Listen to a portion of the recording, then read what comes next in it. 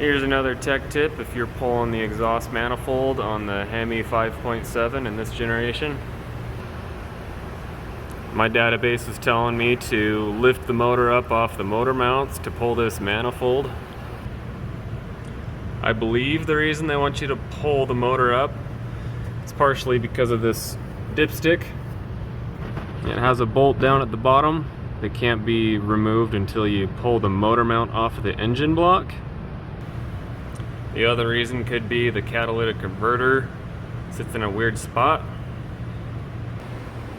So in an effort to save time, not lift the motor, not pull the dipstick, you can pull the catalytic converter off of both manifolds so that it's loose.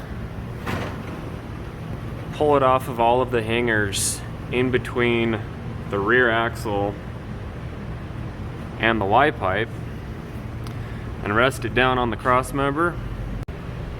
Once you can get the catalytic converter loose, you can push it out of the way and slide that exhaust manifold just barely down by the transmission here, out the bottom of the truck, and that should save you some time.